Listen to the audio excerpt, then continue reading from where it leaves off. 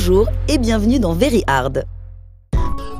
Vous connaissez sans doute ARM, société japonaise reconnue pour son pixel art inimitable avec des hits légendaires tels que Ninja Spirit. Cela tombe bien car ce n'est précisément pas de ça dont je vais vous parler. Non, aujourd'hui nous allons nous intéresser à un cas extrême et sans précédent en arcade, de production et de distribution.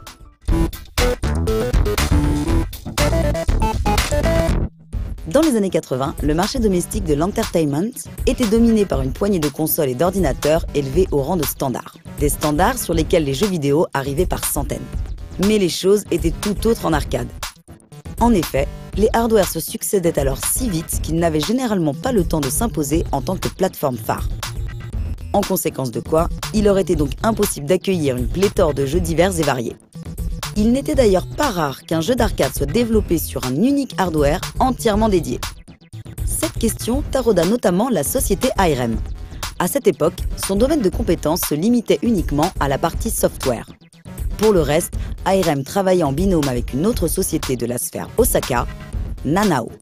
Plus connue en Occident sous le nom de Eizo, cette firme était spécialisée dans l'électronique mais s'avérait également experte en arcade où ses moniteurs faisaient figure de référence. Parmi ses autres prestations, Nanao élaborait et produisait donc tous les hardwares d'arcade signés ARM. Il est à noter que ce schéma de répartition des savoir-faire n'avait rien d'inédit. NMK et Toaplan, deux firmes emblématiques du shoot'em up, adoptèrent longtemps la même logique en s'appuyant respectivement sur Jaleco et Taito. Ce fut ainsi qu'en 1986, le tandem ARM-Nanao, fort de ses multiples succès tout au long de la première moitié des années 80, basé sur des variations de hardware à la technologie 8 bits, s'apprêtait à amorcer un tournant décisif.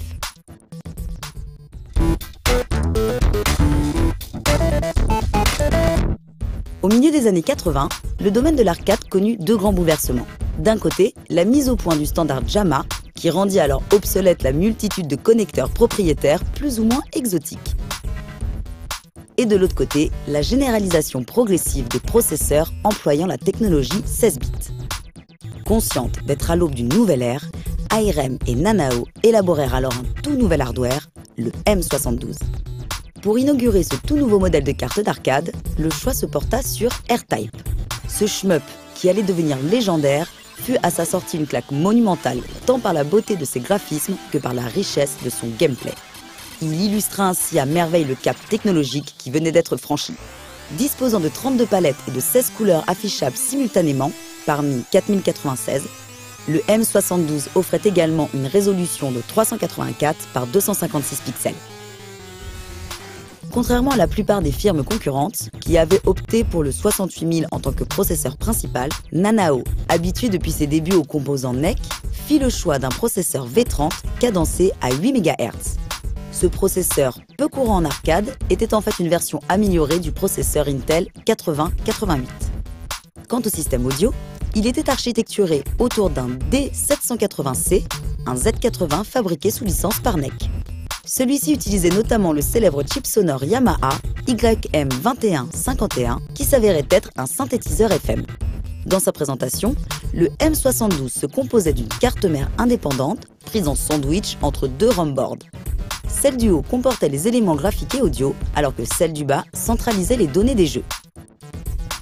Avec ses trois grands circuits imprimés reliés par des nappes et différents harness, le M72 s'imposa immédiatement comme le hardware le plus volumineux jamais élaboré pour ARM. Cependant, cette conception et ses prestations avaient un prix élevé qui s'avéra bien vite problématique. Une situation qui amena Nanao à envisager des solutions alternatives.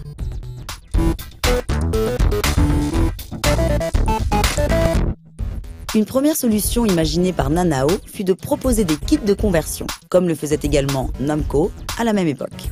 Constitués de ROM, de portes logiques et de schémas, ces kits permettaient aux salles d'arcade d'acquérir de nouveaux jeux sans avoir à racheter de nouvelles cartes. Mais cette solution demeurait insuffisante, en particulier vis-à-vis de l'export qui réclamait des jeux prêts à brancher. Une exigence somme toute légitime depuis la généralisation de la norme JAMA. Nanao, qui n'entendait pas baisser son niveau de qualité, imagina alors une solution originale. En pratique, si la taille imposante du M72 ne gênait pas les utilisateurs, celle-ci avait en revanche un impact direct sur le coût de production.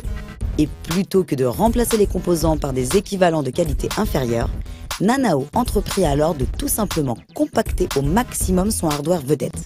Ce fut ainsi que naquirent dans le courant de l'année 1989 3 modèles de cartes dérivés du M72. Le M81, le M82 et enfin le M84. Ces modèles de cartes présentaient exactement les mêmes performances que leur aîné, et ce, malgré un nombre de circuits imprimés passant de 3 à 2 et d'un volume qui, à terme, se retrouvait divisé de moitié. La majorité des composants clés restaient, eux, identiques. Chaque nouvelle carte représentait une évolution en termes d'optimisation et de compacité par rapport au modèle précédent. En pratique, dès 1989, un même jeu était bien souvent distribué au Japon sous la forme d'un M72, alors que sa version dédiée à l'export prenait la forme de l'un des 3 modèles dérivés. Parfois, le hasard des commandes et l'état des stocks pouvaient déterminer la forme sous laquelle un jeu allait être produit et distribué. Ainsi, Amrin Hari, grand succès de ARM, vécut ses aventures rocambolesques sur pas moins de 4 modèles de cartes d'arcade différents, et ce, sans la moindre différence perceptible que ce fût au son ou à l'image. Un cas sans équivalent et à contre-courant d'une époque où l'ensemble des acteurs du secteur de l'électronique misaient avant tout sur la standardisation et les économies d'échelle. Néanmoins, tous les jeux de la génération M72 ne furent pas nécessairement produits sous ces différentes formes. Par ailleurs, bien qu'appartenant à cette famille, R-Type 2, Major Title et Kengo ne connurent pas le format initial du M72. Signalons enfin que ces versions dérivées présentaient un inconvénient.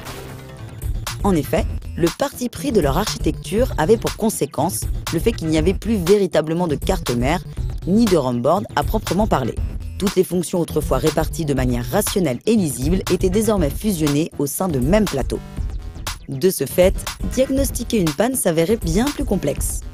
D'autant plus que les références des principaux composants étaient effacées en usine dans le cadre de mesures contre le piratage. Enfin, toute conversion par le billet de kit standard s'avérait impossible pour ces modèles. Et ce notamment à cause de l'absence de support tulip, ce dispositif simple permettant le changement de ROM.